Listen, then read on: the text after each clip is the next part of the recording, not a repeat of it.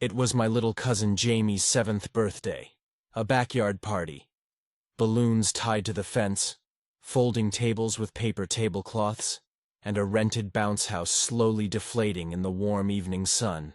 It was the usual, kids running around, parents chatting with plastic cups of soda or wine, music playing from someone's Bluetooth speaker. I was 19 at the time, sitting on the patio scrolling on my phone, half watching the kids. My aunt had asked me to help out, keep an eye on the little ones, make sure no one got hurt. Jamie had invited everyone in his class. About 15 kids showed up. They were all dressed in bright colors, some with face paint. I didn't know their names, but I recognized a few from past parties. Then I saw a boy I didn't recognize. He looked around the same age as the rest, maybe 7 or 8. Pale, dark hair, wearing a faded gray hoodie and jeans. Odd, because it was hot outside. What caught my eye was how still he was. He stood by the tree line at the back of the yard, hands in his pockets, just watching the other kids. I figured he was shy, new kid maybe. But I kept noticing him standing alone, never speaking, never joining the games, just watching. About an hour later, my aunt asked me to start gathering the kids for cake. I rounded them up, called out names from a list she'd given me. They came running, loud and messy, excited for sugar. I noticed the boy in the hoodie wasn't with them, so I asked, "Hey, who's the kid with the gray hoodie? The one near the trees?" The kids looked confused. A few glanced at each other. One girl said, "Who?" I pointed. "He was just there like 10 minutes ago. Pale kid. Dark hair." Jamie said, "I don't know him." I walked to the back of the yard near the trees. There was no one there. Just the fence, some dry leaves, and the sound of the neighbor's wind chimes. I looked through the trees, thinking maybe he'd wandered off. Nothing. Back at the table, I leaned down and quietly asked my aunt if all the kids were accounted for. She frowned. "Yeah. I checked with every parent when they dropped them off." "Why?" "There was a kid I didn't recognize," I told her. "Gray hoodie. He was standing at the back of the yard for a while." She looked unsettled. "Did he say anything to the kids?" "No, he just watched." She checked the guest list again. No one matching that description. I brushed it off.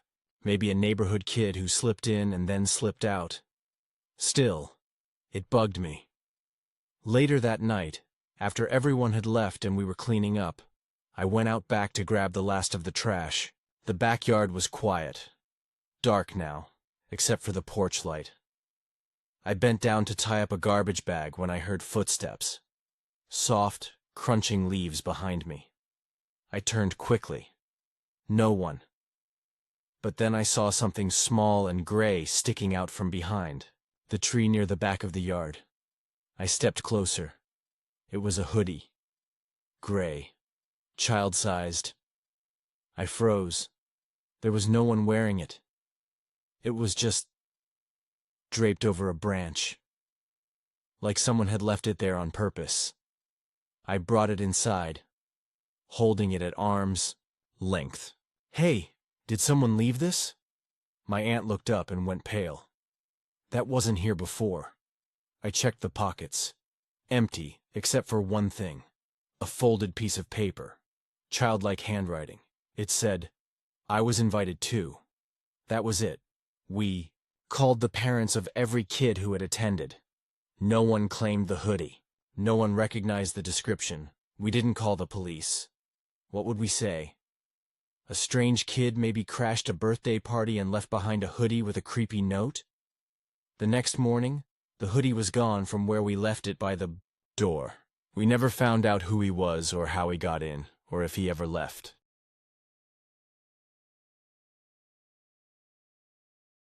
I still remember my friend Mark's birthday party like it was yesterday. It was in his family's house, a small, plain place in a quiet neighborhood. Mark was turning 12, and there were about 10 kids there from school.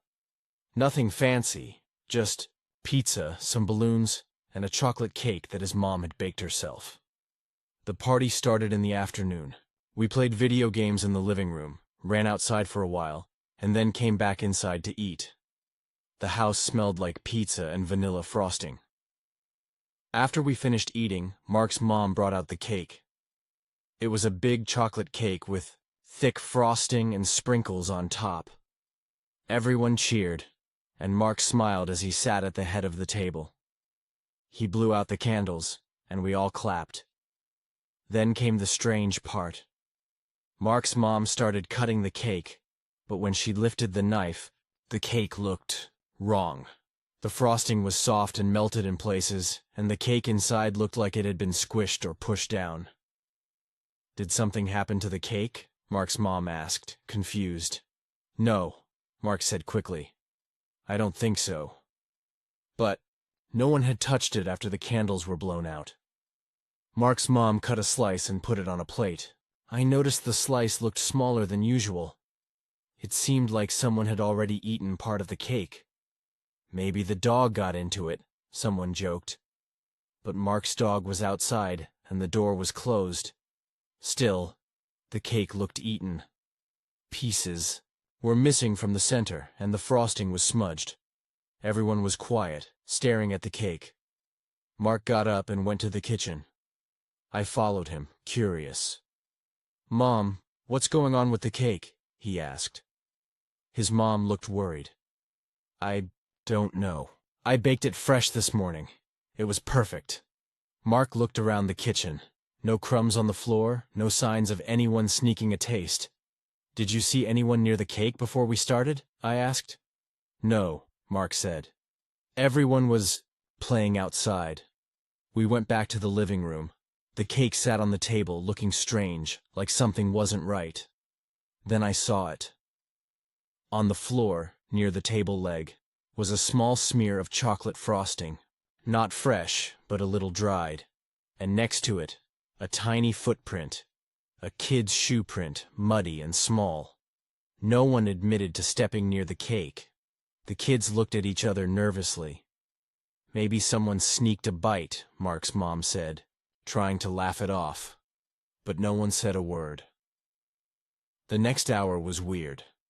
The party went on, but the cake stayed there, untouched, like no one wanted to eat it. Later, when the party was ending, Mark's mom tried to clean up. She picked up the cake box, but it was empty. The cake. Gone. Just like that. No crumbs on the table, no slices missing, nothing in the trash. We all looked around, confused. "Where did the cake go?" Mark's mom asked, her voice shaking. The kids were silent. Mark's dad checked the backyard, the kitchen, even the garage. No cake anywhere. I felt a cold chill. "Maybe it fell on the floor," I said, trying to make sense. But the floor was clean. Mark looked at me and whispered, "This is creepy." I agreed. That night I couldn't stop thinking about the cake. How could it disappear without a trace? No one saw anything, but the cake had looked eaten, messed up. I tried calling Mark the next day, but he didn't answer. A few days later, I heard from another friend that Mark wasn't coming to school. His parents said he was sick. Weeks passed. Mark never told me what really happened. Sometimes, late at night, I wonder if someone else was at that party. Someone who wanted the cake. Or something worse. Because what scares me most is this. The cake didn't just disappear. It vanished like it was never there.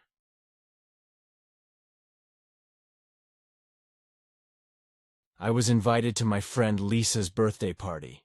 She was turning 14, and the party was at her house on a Saturday afternoon.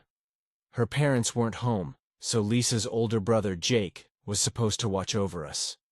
There were about 8 of us, mostly kids from school. We were hanging out in Lisa's living room, playing music and talking. The house felt cozy. The windows were open, and I could hear birds outside. It was a nice day. Around 4 p.m., Jake went outside to get some drinks from the car. The front door was open a little, just enough to let the breeze in. Suddenly, the doorbell rang. Lisa's face changed. She frowned and looked at Jake, who had just come back inside. "I didn't tell anyone to come over," Jake said. Lisa shook her head. "Maybe it's a neighbor?" Jake walked over to the door and opened it. A man stood there. I didn't get a good look at him at first. He was wearing a hat pulled low, sunglasses and a dark jacket. He looked maybe in his 30s or 40s. He smiled, but it didn't reach his eyes. "Hi," he said. His voice was calm but strange. "I'm looking for Lisa," Jake said. "She's inside. Can I ask who you are?" The man smiled again but didn't answer. He stepped closer to the door. "I'm her friend," he said finally. Jake looked confused. "Lisa knows you?" The man nodded. "We met online. She invited me." Lisa's face turned pale. "I didn't invite anyone like that," she said, her voice quiet. Jake took a step back. "I think you should leave." The man didn't move. His smile got wider, but it looked cold now. At that moment, one of the other kids behind me said, "Maybe it's a joke?" But the man wasn't joking. Jake shut the door quickly and locked it. "Did you call your parents?" I asked Lisa. She shook her head. "They're on a trip. Jake said he'd call if anything weird happened." We all sat down, but no one felt comfortable anymore. After a few minutes, the doorbell rang again. Once, then twice. We all froze. Jake went to the window and looked out. The man was standing on the porch staring at the house. He wasn't moving. Lisa started to cry quietly. Jake pulled the curtains closed and locked all the doors. The doorbell rang again. This time, a long, slow ring. Then silence. We waited. No footsteps outside. No sounds. Finally, Jake called the police. They came quickly and searched the area. The man was gone. No sign of him anywhere. We tried to get back to the party, but the mood was ruined. No one wanted to stay. Later that night, Lisa told me something she hadn't said before. "I met him on a chat site," she said. "He said he was my age. He said he wanted to come to my party." I was shocked. "Why didn't you tell Jake? Or your parents?" "I was scared," she whispered. "I thought he was real, but now I'm not sure." The police warned us not to talk to strangers online, and to be careful with who we trust. But what scares me most is this. The man never said why he really came. He didn't ask for anything. He just wanted to be there, and sometimes I wonder, what if he didn't leave?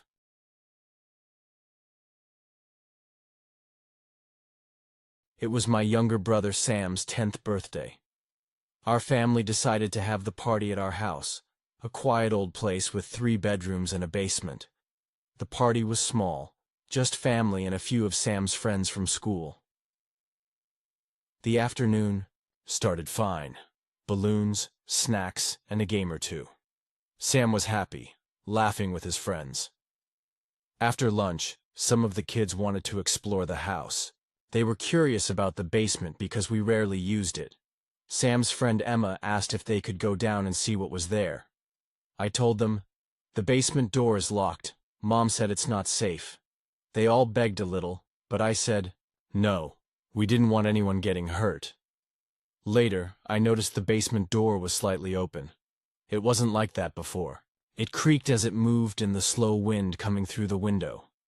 I went over and pushed it shut, locking it tight again. Then I told my parents, but they were busy with other guests. A few minutes later, I heard noises from downstairs. It sounded like whispers or muffled talking. I told myself it was just the wind or the house settling. But then, I heard footsteps, heavy, slow steps moving around the basement floor. I tried to ignore it. Maybe the kids found a way down. But how? The door was locked. I went to check. When I reached the basement door, I saw it was open again. I called out, "Sam? Emma? Who's down there?" No answer. I grabbed a flashlight and went downstairs. The basement was dark and smelled like damp wood and old boxes. I shone the light around, looking for anyone. No one. Just the empty room, old furniture covered with sheets, and a dusty floor. I was about to turn back when I saw something on the ground. A small red balloon, half deflated. Sam's. I moved further. Then I noticed something else. A fresh scratch on the wall. It looked like someone had tried to claw their way out. My heart started beating fast. I called Sam's name louder this time. No answer. I ran upstairs and found my parents. "Sam is missing!" I yelled. Everyone panicked. They searched the house, called friends and neighbors. The police came. They checked the basement carefully. They found nothing. No Sam, no kids, no signs of anyone hiding. Just the open basement door, that small red balloon, and the scratch marks on the wall. Days passed, but Sam didn't come back. We put up posters, talked to everyone, but no one saw him. Sometimes, at night, I swear I hear footsteps in the basement again. Slow, heavy steps. But when I check, no one is there, and the basement door, it's always just a little open.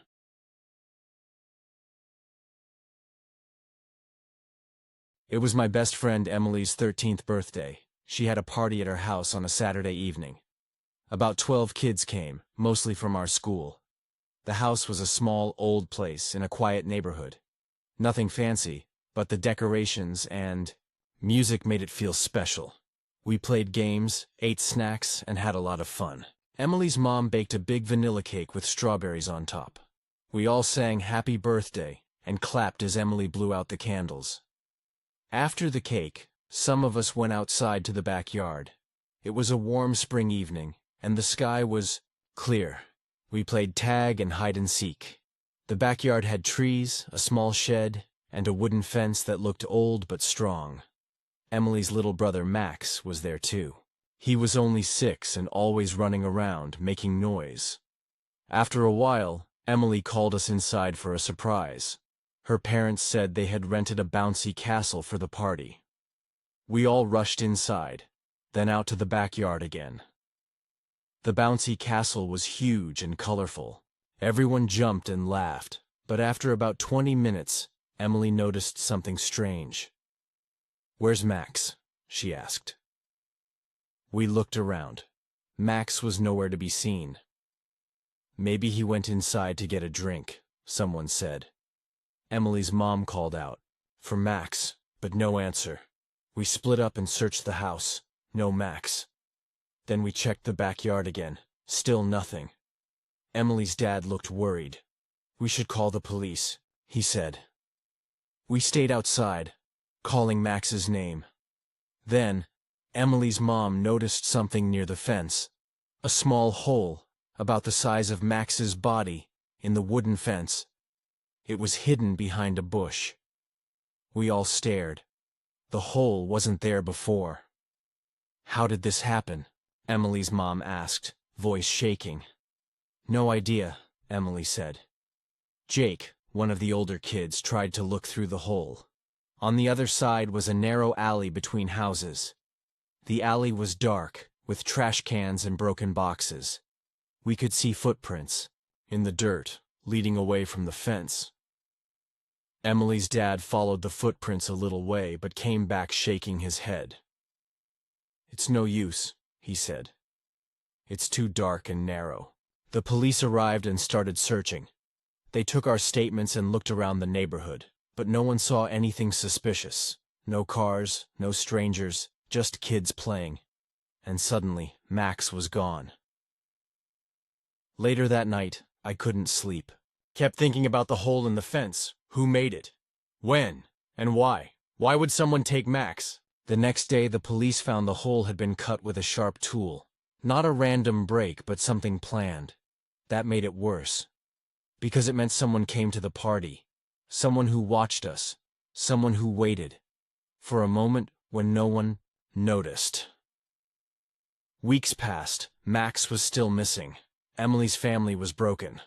No one could explain what happened. And sometimes, when I walk past old fences or bushes, I think about that tiny hole. The way it opened a door to something scary. I don't know if Max will ever come back, and that thought keeps me awake.